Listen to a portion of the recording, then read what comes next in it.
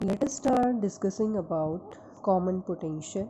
हमारे पास दो कैपेसिटर्स हैं जिनकी कैपेसिटेंसेस हैं C1 और C2। हमने दोनों को चार्ज किया और डिफरेंट पोटेंशियल्स के ऊपर चार्ज किया। C1 का पोटेंशियल है V1 और C2 का पोटेंशियल है V2। तो एक पोटेंशियल की वैल्यू दूसरे से ज़्यादा होगी, तो एक हाई पोटेंशियल पे है और दूसरा लो पोटेंशियल पे है। हमने दोनों को कंडक्टिंग वायर से ज्वाइन कर दिया, तो अब चार्ज का ट्रांसफ़र स्टार्ट हो जाएगा। Charge start moving from high potential to low potential. और चार्ज का मूवमेंट या ट्रांसफ़र कब तक होगा? जब तक कि दोनों का पोटेंशियल सेम ना हो जाए। तो इसका मतलब जब सेम हो जाएगा पोटेंशियल, उसी पोटेंशियल को हम क्या कहेंगे? Common potential. तो अब हम देखते हैं total charge on both capacitors before sharing. जब तक उन्होंने चार्ज का शेयर नहीं किया था तो उनका टोटल चार्ज कितना था? C1 V1 plus C2 V2। Why? Because charge is equal to C into V। First capacitor है, C1 है कैपेसिटेंस, पोटेंशियल कितना है? V1। सेकेंड का C2 V2। तो ये आ गया total charge before sharing. Let the total charge is capital Q। अब क्या हुआ? हमने बात की थी कि दोनों के बीच में चार्ज का ट्रांसफ़र कब तक होता रहेगा? जब तक कि दोनों के पोटेंशियल सेम ना हो जाए। जब दोनों के पोटेंशियल सेम हो जाएंगे तो उसको हमने V सिंबल दे दिया, और इसी पोटेंशियल V को हम क्या कहते हैं? Common potential. तो अब क्या होगा? Charge on both capacitors after sharing.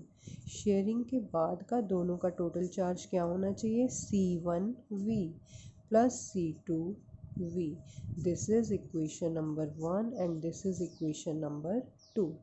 हमें पता है कि चार्ज कैसी क्वांटिटी है? Conserved quantity. कंजर्व्ड क्वांटिटी है तो इसकी वैल्यू क्या रहेगी? कांस्टेंट रहेगी। तो इक्वेशन 1 को इक्वेट कर दो 2 से, क्योंकि दोनों ही वैल्यूज़ किसकी हैं? चार्ज की। तो C1V plus C2V is equal to C1V1 plus C2V2। तो यहाँ से V कॉमन आ गया। C1 plus C2 is equal to C1V1 plus C2V2। V की वैल्यू निकाल लो।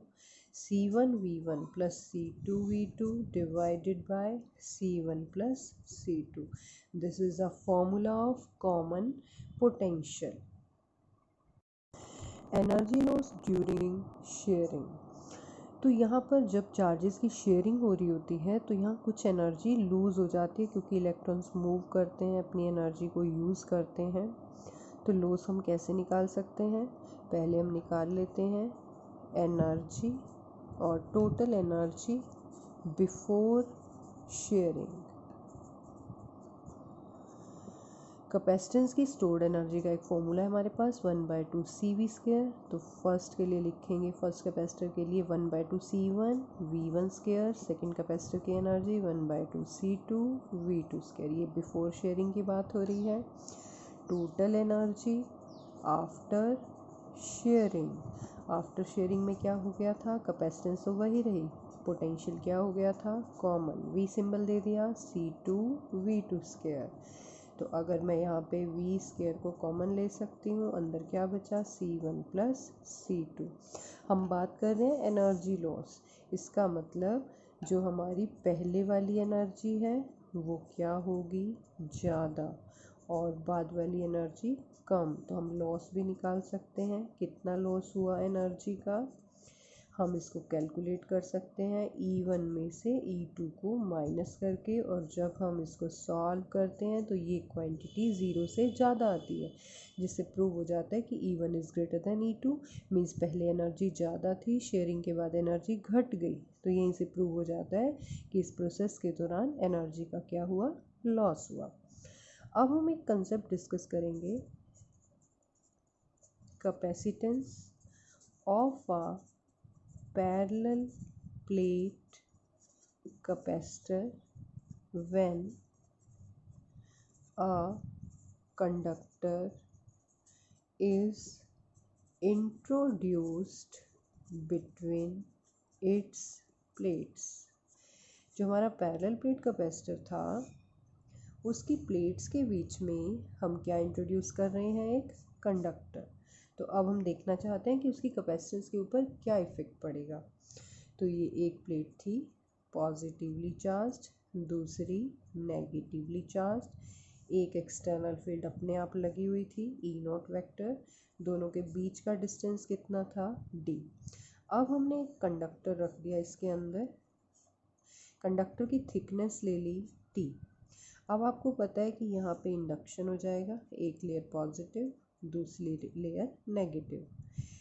अब एक और फील्ड जनरेट हो जाएगी अंदर। हमने पहले ही डिस्कस किया था कि मेटल के अंदर फील्ड क्या हो जाती है, ज़ीरो, क्योंकि एक यहाँ पर पोलराइजेशन के कारण फील्ड है, एक एक्सटर्नल फील्ड है, दोनों इक्वल एंड अपोजिट है। तो ओवरऑल फील्ड जब हम निकालेंगे ना कंडक्टर के अंदर तो वो क्या रहेगी, ज़ीरो रहेगी।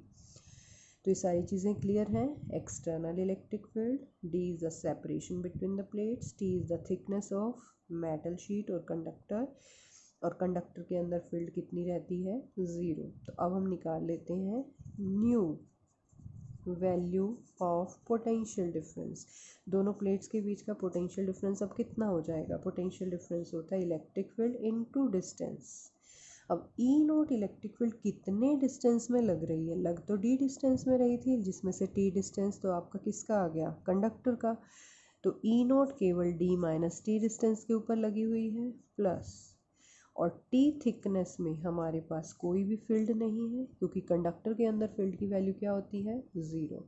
तो वी की वैल्यू क्या आ गई, ई नॉट डी माइनस टी, जिसमें ई नॉट कैपेसिटर की प्लेट्स के बीच में क्या होता है, sigma by epsilon nought. Sigma क्या होता है, क्यू बाई ए, तो ई नॉट क्या आ गया, Q by A epsilon not. तो वी के फॉर्मूले में ई की वैल्यू पुट कर दो, ठीक है।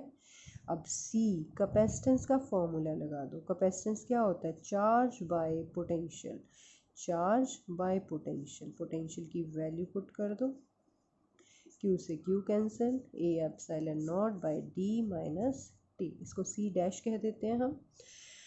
अब जब हम वैक्यूम में निकालते हैं कैपेसिटेंस कितनी आती है, A epsilon nought by D, लेकिन जब हमने कंडक्टर को इंट्रोड्यूस कर दिया तो कैपेसिटेंस कितनी आई, A epsilon not D minus T। आपका डिनोमिनेटर कम हो गया, तो इसका मतलब आपकी वैल्यू क्या आएगी, ज़्यादा। C डैश की वैल्यू वैक्यूम के कंपैरिजन में क्या आएगी, ज़्यादा। तो जब हमने किसी कैपेसिटर की कैपेसिटी को इंक्रीज़ करना होता है तो हम उसमें किसी कंडक्टर को इंट्रोड्यूस कर देते हैं।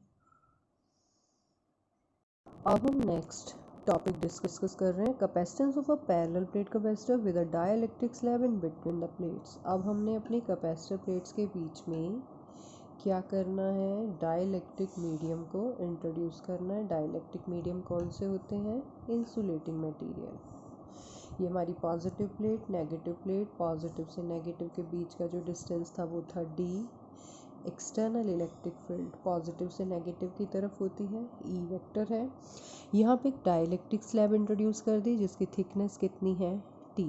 यहाँ पे भी क्या हो जाएगा, पोलराइजेशन, दो अपोजिट सिरे तैयार हो गए, नेगेटिव की साइड पॉजिटिव, पॉजिटिव की साइड नेगेटिव। तो यहाँ पर एक और फील्ड जनरेट हो गई जिसको हम कहेंगे EP, क्योंकि ये मेटल नहीं है। तो मेटल के केस में होता था ना ई नॉट और EP इक्वल एंड अपोजिट, लेकिन ये है डाइलेक्ट्रिक स्लैब, तो इसके लिए ई नॉट और EP इक्वल नहीं है, मतलब अंदर की तरफ फील्ड की वैल्यू ज़ीरो नहीं रहेगी, कोई ना कोई इफेक्टिव फील्ड E रहेगी।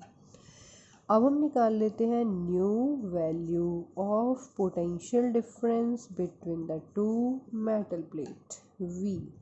अब देखो ई नॉट फील्ड कितने डिस्टेंस के ऊपर काम कर रही है, D माइनस T, और T थिकनेस में कितनी फील्ड काम करेगी, let it be E।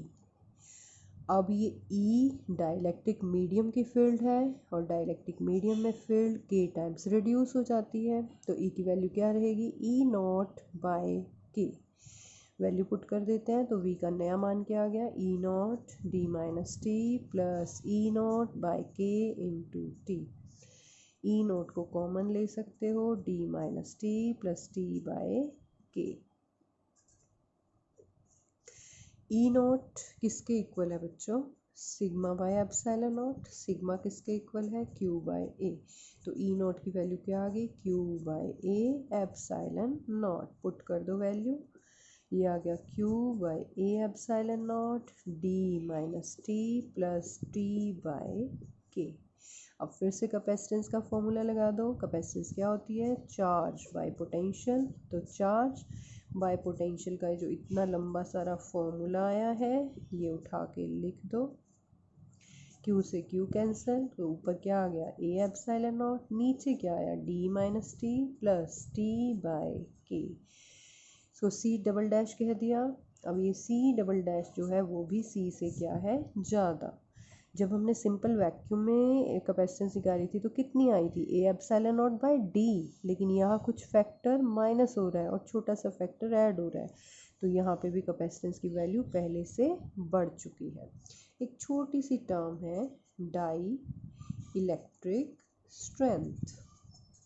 Dielectric की स्ट्रेंथ क्या होती है? डाइलेक्ट्रिक इंसुलेटिंग मटेरियल को हम डाइलेक्ट्रिक मटेरियल कहते हैं, और उसकी strength, it is the maximum electric field which a dielectric medium can withstand without breaking down of its insulating properties। ये वो मैक्सिमम इलेक्ट्रिक फील्ड है जो डाइलेक्ट्रिक मीडियम विदस्टैंड कर सकता है, सहन कर सकता है, without breaking down its insulating property. कि इतनी मैक्सिमम फील्ड कि वो इंसुलेटर की तरह बिहेव कर सकता है। अगर हमने डाइलेक्ट्रिक स्ट्रेंथ से ज़्यादा फील्ड अप्लाई कर दी तो जो डाइलेक्ट्रिक है वो इंसुलेटर की तरह बिहेव नहीं कर पाएगा, वो किसकी तरह बिहेव करेगा? As a conductor. उसके कोवलेंट बॉन्ड टूट जाएंगे, बहुत सारे इलेक्ट्रॉन्स फ्री हो सकते हैं, फिर वो नो मोर इंसुलेटिंग मटेरियल, मीन्स वो इंसुलेटिंग मटेरियल की तरह बिहेव नहीं कर पाएगा।